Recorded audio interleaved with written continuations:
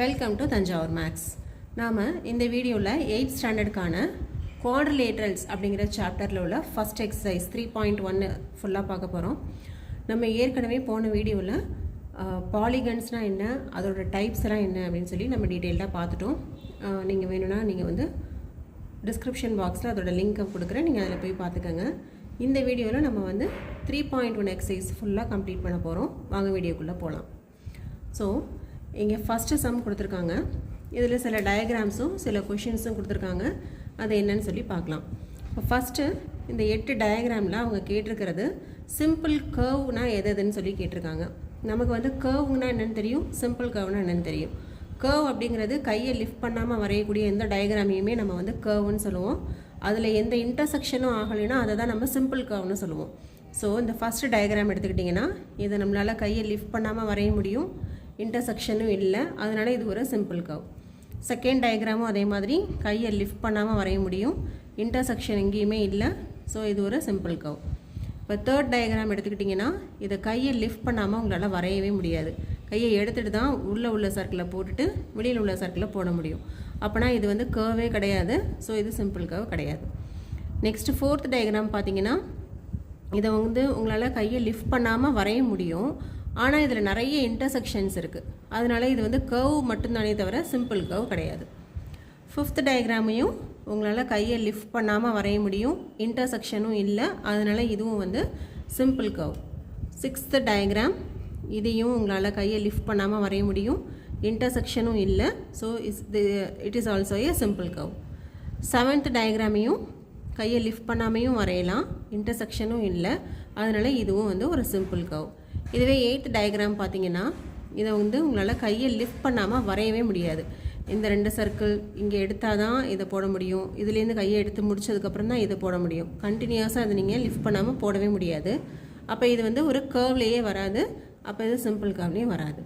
So எதெல்லாம் இப்போ simple கர்வ்னு பார்த்தோம் அப்படின்னா 1, 2, 5, 6, 7. ஸோ இது எல்லாமே வந்து நமக்கு சிம்பிள் கர்வ்ஸ் அப்படின்னு பார்த்துட்டோம்.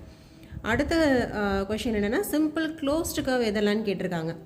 இது மட்டும்தான் நமக்கு சிம்பிள் கர்வ். இதில் இந்த டயக்ராம் எல்லாமே வந்து க்ளோஸ்டாக இருந்தால் அதை நம்ம சிம்பிள் க்ளோஸ்டு கர்வ்னு சொல்லிடலாம். ஸோ ஃபஸ்ட் ஒன் க்ளோஸ்டாக இருக்குது, அப்போ simple closed curve. Second one க்ளோஸ்டாக இருக்குது, simple closed curve. Fifth one க்ளோஸ்டாக இருக்குது, சிம்பிள் க்ளோஸ்டு கர்வ். சிக்ஸ்த்து க்ளோஸ்டாக தான் இருக்குது, ஸோ அதுவும் சிம்பிள் க்ளோஸ்டு கர்வ். செவன்த் ஒன்றும் வந்து க்ளோஸ் ஆகிருக்கிறதுனால அதுவும் வந்து என்னென்னா சிம்பிள் க்ளோஸ்டு கர்வ். அடுத்தது கொஷின் வந்து என்னென்னா பாலிகன் எதெல்லாம் பாலிகன்னு சொல்லி கேட்டிருக்காங்க. நமக்கு பாலிகனுக்கு நமக்கு 4 கண்டிஷன்ஸ் தெரியும். என்னென்னா சிம்பிளாக இருக்கணும், கர்வாக இருக்கணும், க்ளோஸ்டாக இருக்கணும், லைன் செக்மெண்ட்ஸ் மட்டும்தான் இருக்கணும்.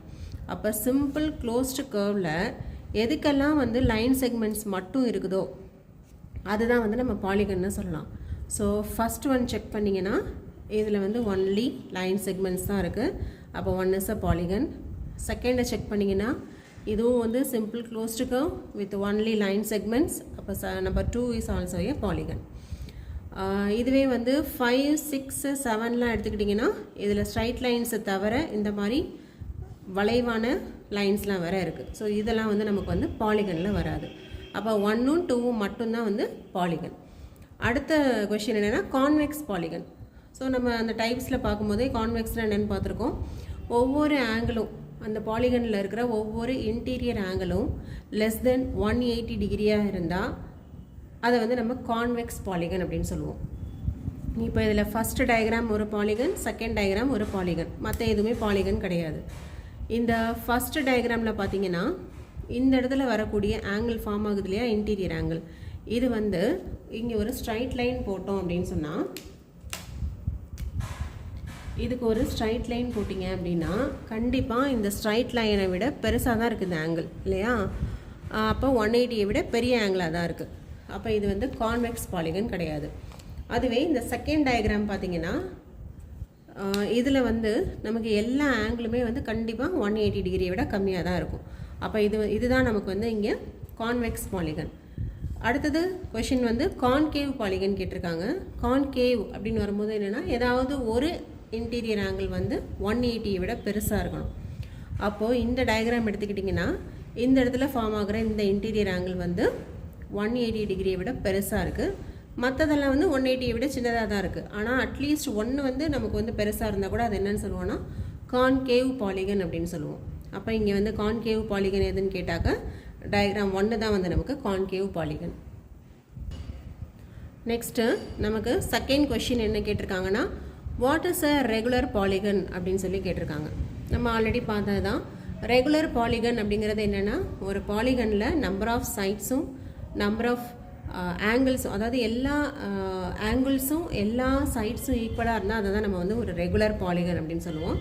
So a polygon which is equiangular and equilateral is called a regular polygon. Equiangular அப்படின்னா அதில் ஒரு 4 ஆங்கிள் இருக்குன்னா 4 ஆங்கிள்ஸும் ஈக்குவலாக இருக்கணும். 4 சைட்ஸ் ஈக்குவலேட்ரல் அப்படின்னா 4 சைட்ஸ் இருந்தால் 4 சைட்ஸுமே சேம் மெஷர்மெண்ட்டில் இருக்கணும். ஸோ ஈக்யூஆங்குலராகவும் ஈக்குவலேட்ரலாகவும் இருக்கிற பாலிகனை தான் நம்ம என்னென்னு சொல்லுவோம்னா ரெகுலர் பாலிகன் அப்படின்னு சொல்லுவோம். ஸோ இதிலே வந்து ஒரு சப்டிவிஷன் கொடுத்துருக்காங்க. என்னென்னு பார்த்தீங்கன்னா state the name of regular polygon of 3 sides. 3 sides உள்ள ஒரு ரெகுலர் பாலிகனுக்கு எக்ஸாம்பிள் கேட்டிருக்காங்க. அதோட பேர் என்ன அப்படின்னு சொல்லி கேட்டிருக்காங்க. 3 sides சொல்லியிருக்காங்க. 3 sides தான் இருக்குது அப்படின்னா அது கண்டிப்பாக வந்து ஒரு ட்ரையாங்கிளாக தான் இருக்கும். அதோட அது என்னென்னு சொன்னாங்கன்னா ரெகுலர் பாலிகன்னு சொல்லியிருக்காங்க. ரெகுலர் பாலிகனோட கண்டிஷனை பொறுத்த வரைக்கும் ஒரு ட்ரையாங்கிள் எடுத்துக்கிட்டிங்கன்னா 3 ஆங்கிள்ஸும் ஈக்குவலாக இருக்கணும், 3 சைட்ஸும் ஈக்குவலாக இருக்கணும். ஸோ 3 ஆங்கிளும் ஈக்குவல், 3 சைட்ஸும் ஈக்குவல் அப்படின்னா அந்த ட்ரையாங்கிளை வந்து நம்ம என்னென்னு சொல்லுவோம்னா ஈக்குவலேட்ரல் ட்ரையாங்கிள்னு சொல்லுவோம். ஸோ 3 சைடு உள்ள ஒரு ரெகுலர் பாலிகன் எதுன்னு கேட்டாக்க ஈக்குவலேட்ரல் ட்ரையாங்கிள். நெக்ஸ்ட் வந்து 4 சைட்ஸ் உள்ள ஒரு ரெகுலர் பாலிகனுக்கு என்ன பேருன்னு கேட்டிருக்காங்க. 4 சைட்ஸ் அப்படின்னு சொன்னால் நம்ம வந்து அதை வந்து ஒரு ஸ்கொயராகவும் வரையலாம், ரெக்டாங்கிளாகவும் வரையலாம். ஆனால் இங்கே ஒரு கண்டிஷன் என்னென்னா ரெகுலர் பாலிகன். ரெகுலர் பாலிகன் அப்படின்னா வந்து 4 சைட்ஸும் ஈக்குவலாக இருக்கணும், 4 ஆங்கிள்ஸும் ஈக்குவலாக இருக்கணும். இப்போ ஒரு ஸ்கொயர் எடுத்துக்கிட்டிங்கன்னா 4 சைட்ஸு 4 ஆங்கிள்ஸ் ஈக்குவல். ஆனால் ரெக்டாங்கிளில் வந்து 4 ஆங்கிள்ஸ் ஈக்குவலாக இருக்குமே தவிர 4 சைட்ஸ் ஈக்குவலாக இருக்காது. அப்போ 4 சைட்ஸு உள்ள ஒரு ரெகுலர் பாலிகன் அப்படின்னா நம்ம வந்து ஸ்கொயர் மட்டும்தான் சொல்ல முடியும். ஸோ தேர்ட் கொஷின் 6 சைட்ஸ் உள்ள ஒரு ரெகுலர் பாலிகனுக்கு பேர் என்னன்னு கேட்டிருக்காங்க. ஸோ 6 சைட்ஸ் உள்ள ஒரு பாலிகன்னாவே நம்ம என்ன பண்ணுவோம்னா ஹெக்ஸகன் வரைய முடியும். ஆனால் இது ஒரு ரெகுலர் பாலிகன். ரெகுலர் பாலிகன் அப்படின்னா வந்து அதில் உள்ள ஆங்கிள்ஸ் எல்லாமே ஈக்குவலாக இருக்கும், சைட்ஸ் எல்லாமே வந்து ஈக்குவல் மெஷரில் இருக்கும். ஸோ அந்த ஹெக்ஸகனை நம்ம என்னன்னு சொல்லலாம்னா ரெகுலர் ஹெக்ஸகன் அப்படின்னு சொல்லலாம். ஸோ இதோட 3.1 உள்ள எல்லா சம்ஸும் முடிச்சிட்டோம்.